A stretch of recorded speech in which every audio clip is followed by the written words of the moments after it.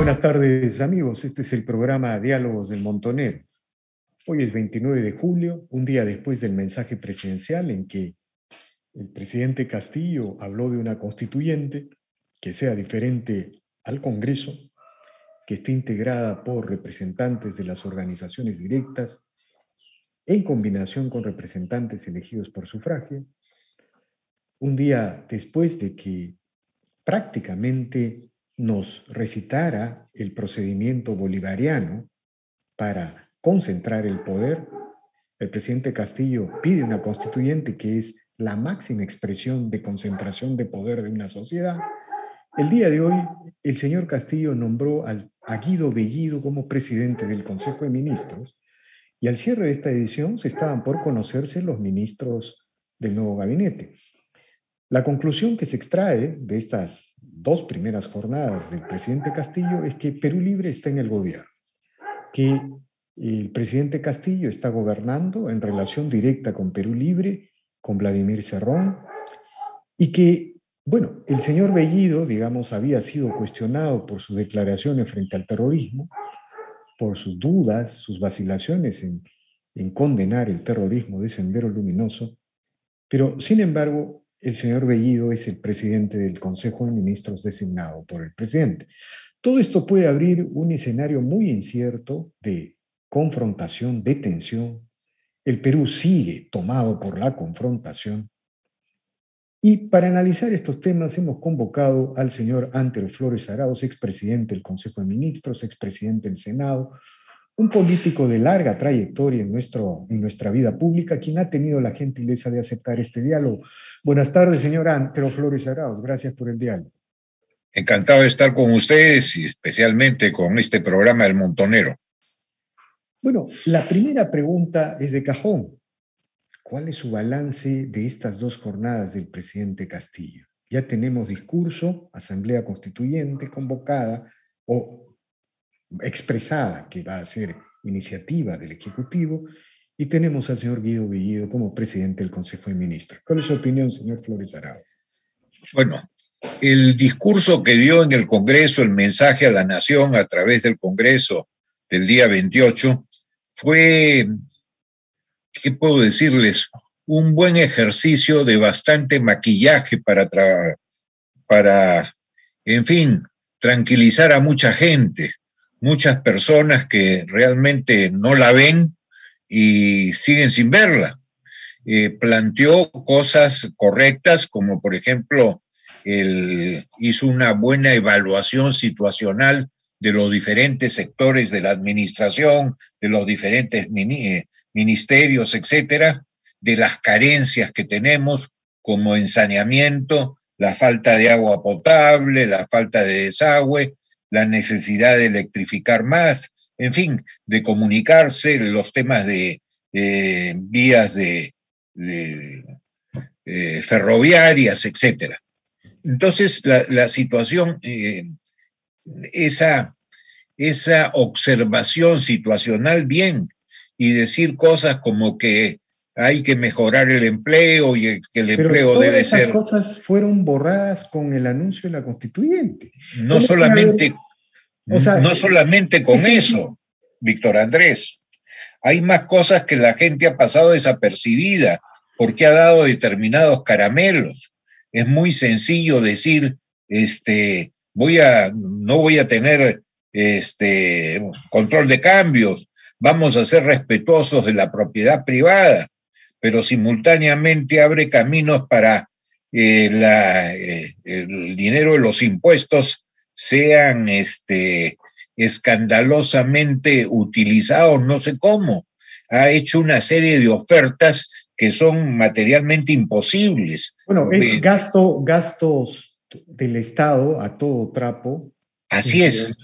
Estatismo, y ahora viene el nombramiento del señor Bellido, y el día de hoy el señor Castillo ha señalado que va a convocar a los gobiernos regionales, a los gobiernos municipales para implementar esta política de gasto. Estamos claramente ante un gobierno de corte bolivariano, ante un gobierno de Perú Libre. Sin ninguna duda, es el Papá Noel en Palacio de Gobierno, aunque no quiera ir a Palacio de Gobierno. Y eso uno se pregunta de dónde. Estamos en una crisis económica debido a la pandemia. No lo podemos esconder. La pandemia ha generado una serie de gastos como las vacunas, el más oxígeno, mejorar en lo posible hospitales, etcétera. Pero todo eso cuesta y tiene que salir de algún lado. Y los impuestos, la recaudación, salvo por la minería que han subido los precios, se ha reducido. Y se ha reducido porque muchas empresas o han quebrado o han desaparecido o simplemente cerraron sin quebrar. Se ha reducido el empleo, hay más gente que está sin trabajo. Hay estudiantes que están en la calle porque no pueden pagar las pensiones. En consecuencia, cuando se habla de distribuir en esa forma, sin decir de dónde va a salir, es muy fácil, la gente aplaude porque es maquillaje, pero en el fondo, ¿de dónde? ¿De dónde pecatamea? Además, la cuestión de empresa pública, te está hablando de que el Banco de la Nación va a ser un banco puerta a la calle para todo, no solamente para las cuestiones del Estado. Te está diciendo que Petroperú va a tener otras finalidades. Te está hablando de en la minería poner nuevas reglas de juego. Te está hablando de renegociar algunos tratados de libre comercio. No nos olvidamos que los tratados de libre comercio nos han hecho abrir puertas a una serie de productos peruanos que antes no salían. Tenemos un mejor mercado, tenemos mejores precios, se ha aumentado notablemente, por ejemplo, la agroindustria.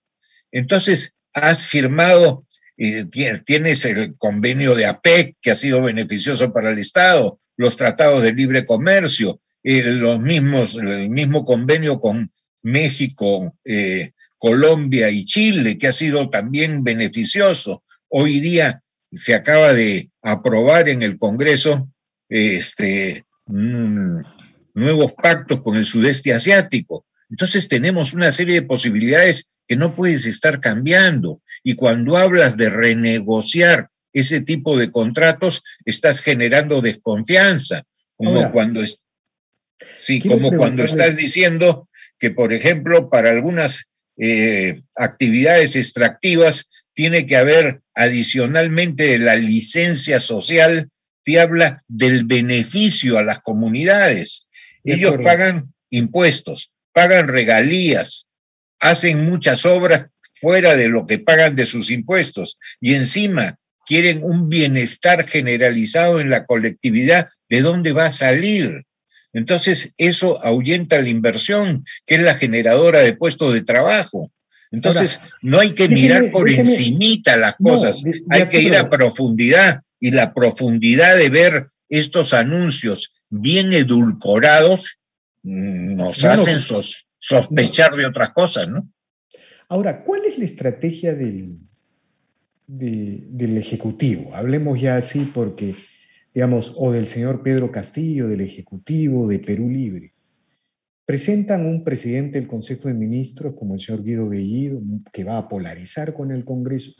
Se acaba de conocer, por ejemplo, un pronunciamiento del Partido Morado en la que los 3 representantes señalan que no están de acuerdo con ese tipo de nombramientos, ¿no? Entonces uno se pregunta, ¿qué es lo que está buscando, cree usted, el Ejecutivo y el señor Pedro Castillo frente al Congreso? Que no le den la confianza a este gabinete. Yo creo que hay dos cosas, Víctor Andrés, y quisiera equivocarme.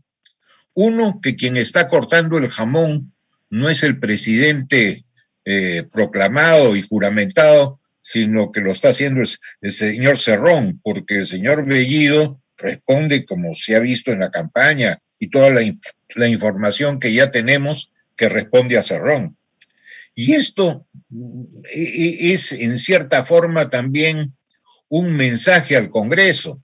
Oye, te pongo a alguien muy duro, a ver si pisas, puede ser, a ver si pisas el palito y no le das el voto de confianza. Y si no te das el voto de confianza, ya tengo un Congreso, ya tengo un Consejo de Ministros abajo y espero un segundo, proclamando cualquier o haciendo ejercicio de cualquier cuestión de confianza para tirarse un segundo y hacer que esa asamblea constituyente que quieren no solamente sea asamblea constituyente, sino también congreso ordinario, como fue el de fines de 1992, que hizo la Constitución del 93, que tenía ambas funciones, ¿no? Bueno, pero si esa es la estrategia, ¿cuál es la recomendación? Usted como político de larga trayectoria, si estuviera en el Congreso, ¿le daría la confianza a un gabinete como el señor Bellido? Es una cosa contradictoria, ¿no? Porque, digamos, una representación que hace eso asume esa responsabilidad política de otorgarle la confianza. Así es, por eso es una situación muy grave y hay que meditarlo muchísimo y hay que saber qué más se propone el nuevo gabinete, y en este momento todavía no ha juramentado y no sabemos quiénes son, pero el hecho de conocer ya la presidencia del Consejo de Ministros te hace ver por dónde va la direccionalidad, porque evidentemente con un presidente del Consejo de Ministros de ese tipo, gente que quiere el desarrollo del país, el bienestar, las reglas claras de juego de una economía social de mercado, no se van a exponer a ir con él, ¿no? No, es evidente que luego del nombramiento del señor Bellido ya el gobierno del señor Castillo tiene un perfil y el Ejecutivo, el gobierno en general ya tienen nombres y apellidos. Es un gobierno de izquierda radical que está buscando tomar el poder como lo ha hecho en América Latina. El problema es la encrucijada que se plantea, es para todas las fuerzas de la oposición, ¿no? Es decir, sin ninguna duda, y en unas fuerzas de oposición en el Congreso que la gran mayoría son primerizos. Por decir, un Congreso debe tener gente que ya tenga experiencia y los primerizos que tienen que aprender.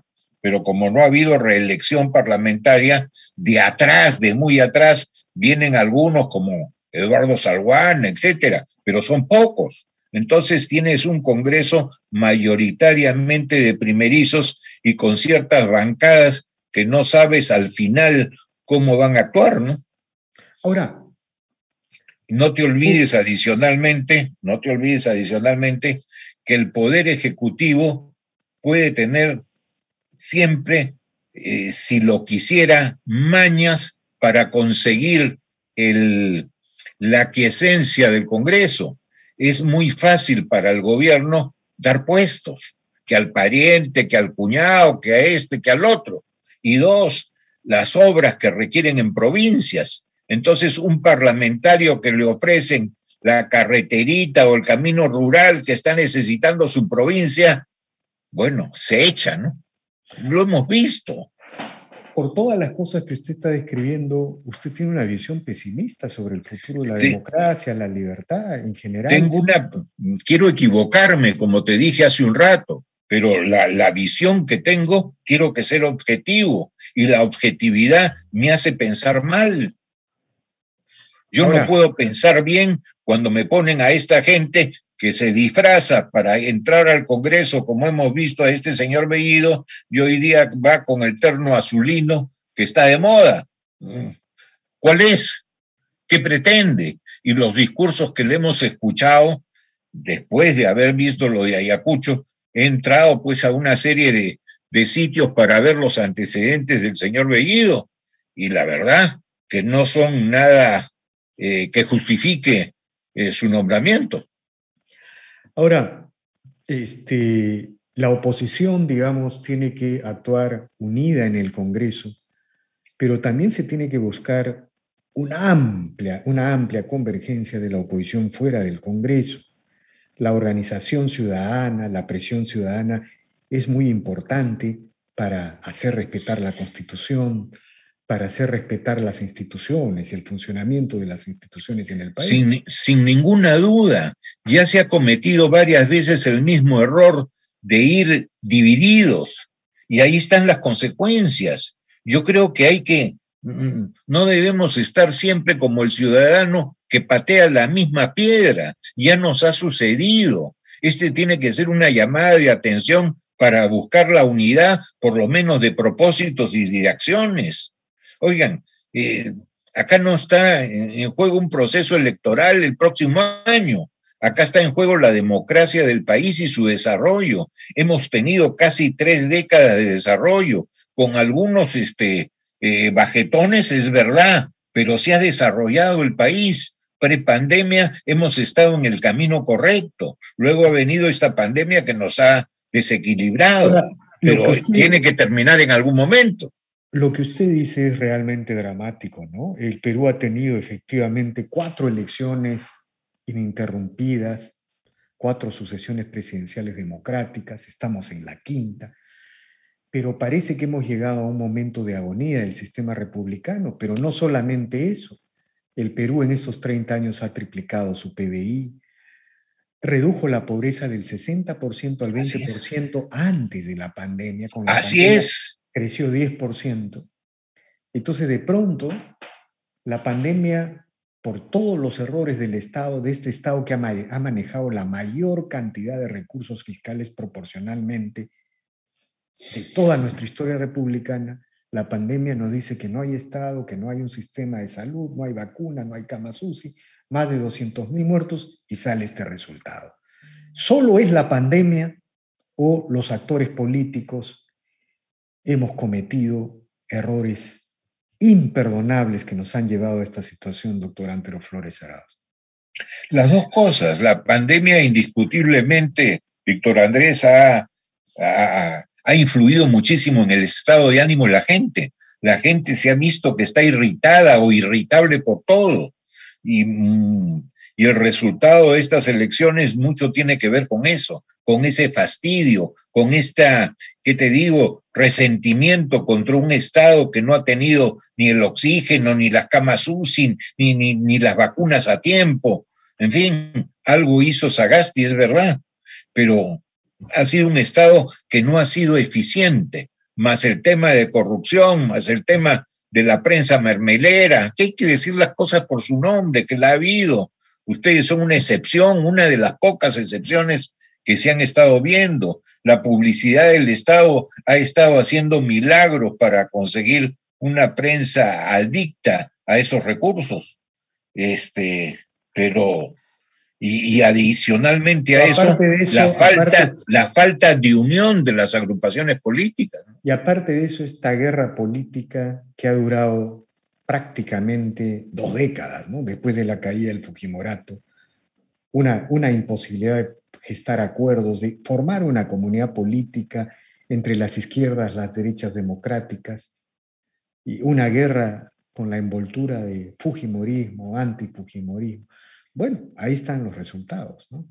Y el no entender que la política no solamente es ir a las elecciones, es estar conciliando y concordando permanentemente. No nos olvidemos de que el Congreso, a diferencia del Ejecutivo, que es del que ganó la elección o el que se supone que ganó o al que por último lo declararon ganador sin serlo, ese es su feudo, por decirlo en alguna forma. Pero el Congreso es un condominio. Están representadas todas las opciones políticas que las dejaron participar, porque hubo algunas que no dejaron participar, como fue el APRA y el PPC, por ejemplo. Pero es en general un condominio, y en ese condominio todos los condóminos tienen que ponerse de acuerdo para que pueda funcionar. Y ese es el diálogo permanente que tiene que hacer, pero con cartas sobre la mesa y claros. Hay que concordar, hay que conciliar. Y el otro tema no es solamente el acuerdo, sino hay que volver a la base, a la provincia. La política no puede ser entendida solo como un asunto mediático, como una declaración mediática, o el comando de campaña electoral o la búsqueda del candidato electoral. Hay que volver a la provincia, a la base. Doctor Antero Flores Arauz, por ejemplo, en las zonas mineras solo hay partidos de izquierda. No están los partidos democráticos, los partidos de la centro derecha. En las es increíble. En el área rural, es decir, hemos dejado la provincia y nos hemos limeñizado y mesocratizado, por utilizar 2 términos arbitrarios. Pero es verdad, tu observación, Víctor Andrés, es cierta, coincido totalmente con ella. Las agrupaciones políticas se volvieron muy limeñistas, y donde hay sectores mineros expansivos, muy trabajadores, con una minería muy moderna, que casi no te deja pasivos ambientales, etcétera, y que toda la localidad y la zona de su periferia han aumentado considerablemente niveles de vida. ¿Cómo es posible que voten por alguien o por grupos que no creen en el desarrollo, no creen en la inversión privada, no creen que la inversión es generadora de puestos de trabajo que da bienestar y elevación de niveles de vida? No se puede entender. Y eso es que las agrupaciones políticas también han dejado de ocuparse de lo que debieron ocuparse también. De acuerdo. Y por más que se haya hecho mucho en los últimos 30 años, no ha sido suficiente. La gente está angustiada, ¿no? De acuerdo, doctor Antero Flores Arauz, expresidente del Consejo de Ministros, expresidente del Senado, de larga trayectoria en la vida política. Ojalá que a pesar de todas estas sombras sobre la vida republicana, logremos mantener las libertades políticas y económicas. Muchas gracias, doctor Antero Flores Arauz. Tenemos un gran reto. Ojalá que Dios nos acompañe, la inteligencia, la discreción, la perspicacia. Y el diálogo. Y el diálogo. Muy bien, doctor Antero Flores Arauz, infinitamente agradecido. Bien, gracias. Bien, amigos, esta ha sido una nueva edición de Diálogos del Montonero. Regresamos en la siguiente edición. Gracias.